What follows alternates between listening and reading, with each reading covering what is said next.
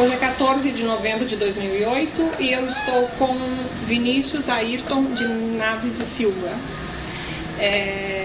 Vim encontrar o Ayrton porque Ayrton fez parte, em primeira pessoa, de modo muito ativo, da fundação do Museu de Antropologia do Vale do Paraíba.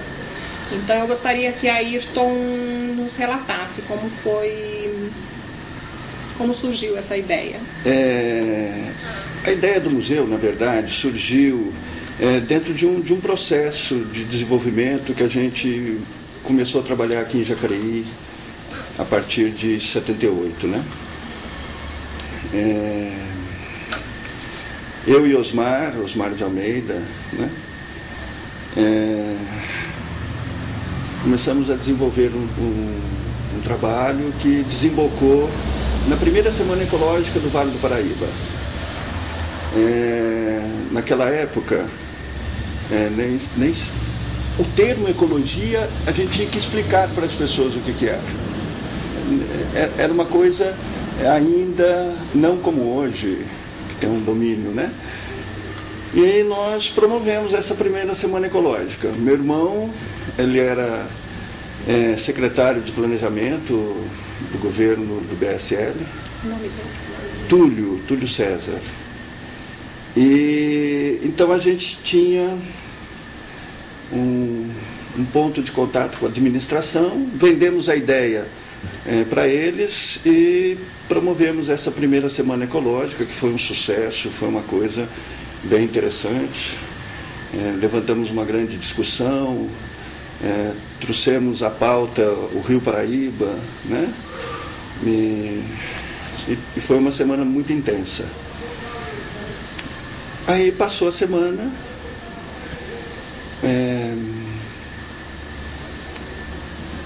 e eu tinha estudado cinema na USP, não cheguei a concluir o curso, porque saiu a regulamentação da profissão, eu me regulamentei como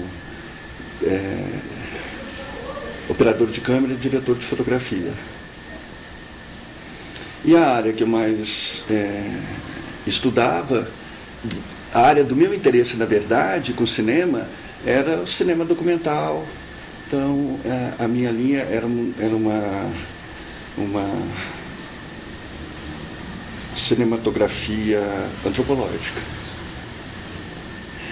Aí vim para Jacareí e, conversando com o Osmar, nasceu a ideia da gente criar um museu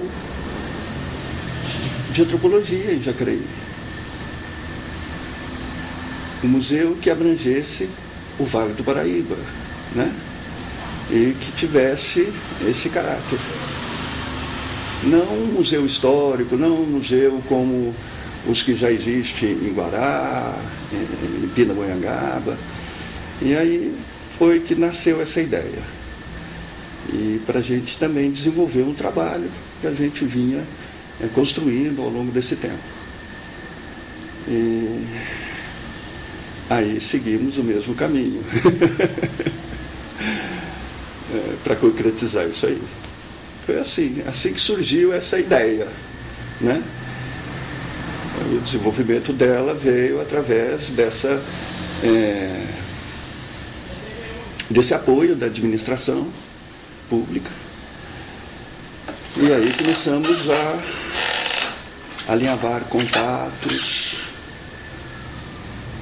e chegamos a pessoa fundamental que realmente abriu as portas para a gente, que foi a Valdisa, da Secretaria de Estado, Secretaria de Cultura. Ela que nos deu a formatação, através dela que nós começamos a pensar numa fundação, ela que deu toda essa orientação estrutural de uma ideia que a gente teve. Foi isso. A história é meio curta. E antes disso, Como foi? Antes desse momento do apoio da administração, antes do momento da Valdísia, como foi? Então,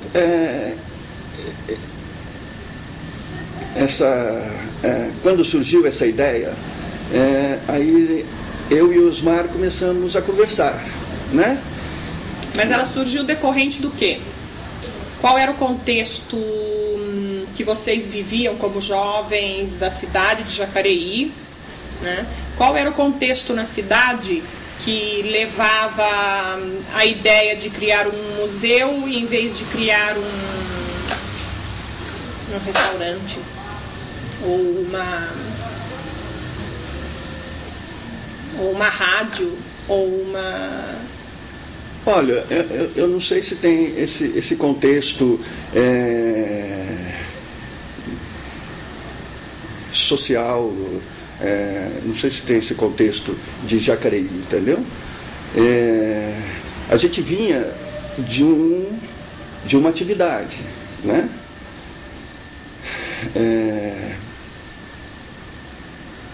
Mais para trás, eu sempre tive envolvido com a área da cultura. Então, em outras administrações, eu fiz parte desse grupo que desenvolvia um trabalho cultural em Jacareí, né? Não é muito fácil. E como era esse trabalho cultural? De modos gerais, que vocês desenvolviam? Antes de chegar até a ideia do museu, quais eram as atividades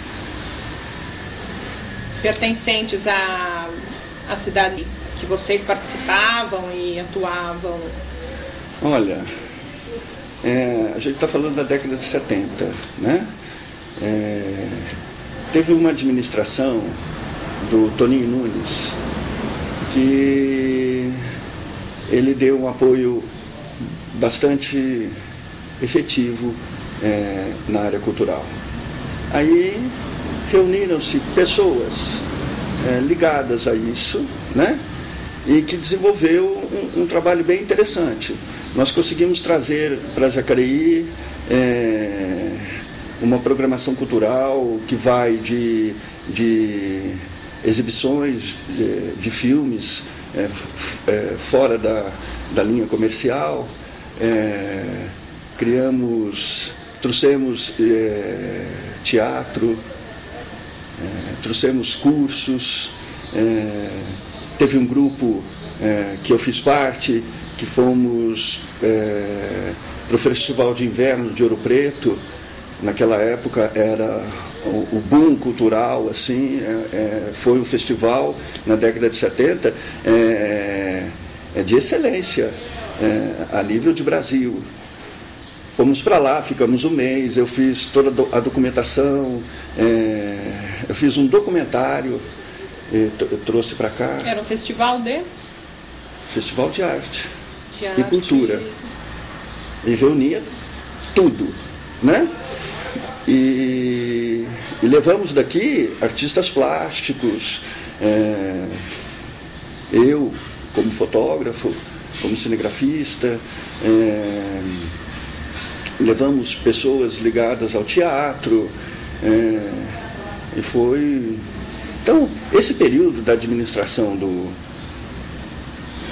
Toninho Nunes foi um período florescente culturalmente. Então, houve uma agregação dessa juventude, desse pessoal ligado a essa área e desenvolvemos muitas coisas. E devido a quê? Na postura do prefeito Antônio Nunes? Eu acho que na postura dele não, mas dos assessores dele.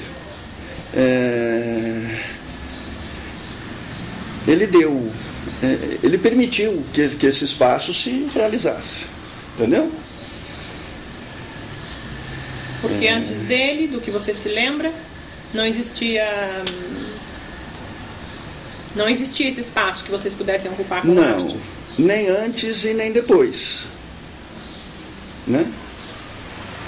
Ele trouxe o diretor de cultura na época, Puxa, um cara conhecido. Esqueci o nome.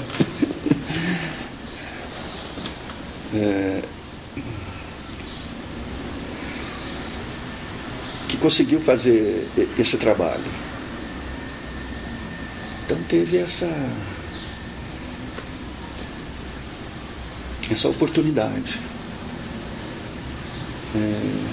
Na sequência disso, eu acreditei que iria ter um desenvolvimento ainda maior, né?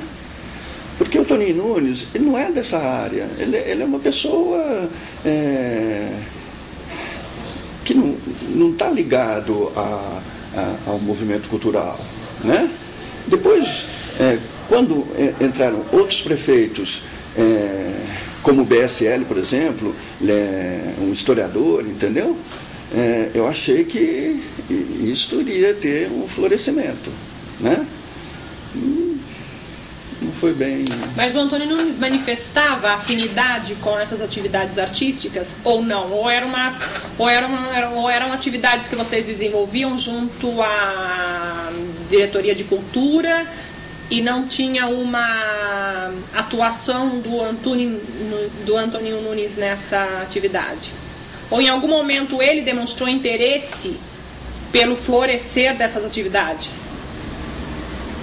A postura dele, até mesmo política, era de abertura a essas atividades? Ou ele era indiferente e o diretor de cultura é que tomou essa ação de permitir essa organização que vocês fizeram nesse período? Não tenho essa clareza. Eu era muito jovem. O jovem ele tem mais idealismo do que uma visão crítica, uma visão política. A gente estava muito envolvido com aquilo, né? Não sei te dizer. Mas existia a consciência da repressão ou não?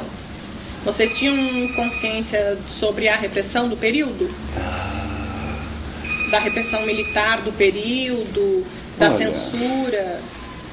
Na verdade, foi uma época que a gente se preservava muito.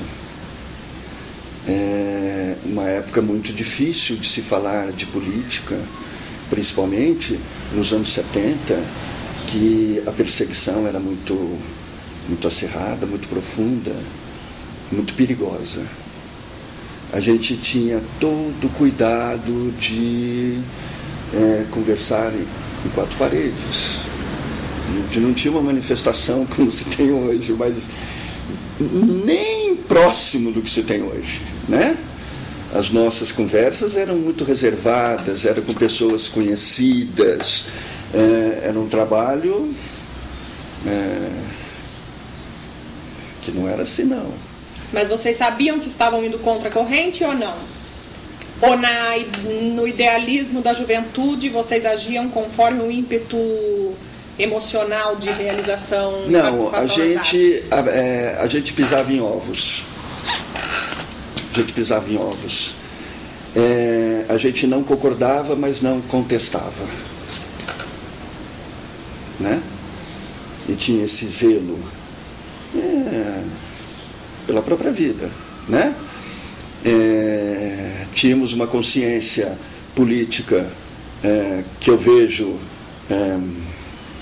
muito diferente de hoje. Eu acho que a própria ditadura permitiu que a gente desenvolvesse essa consciência política. E hoje estamos vivendo uma outra sociedade, uma outra conjuntura política, né? Onde os objetivos são muito individualistas, né? Eu acho que o homem encolheu, né? Ele ficou pequeno. Naquela época a gente tinha uma possibilidade.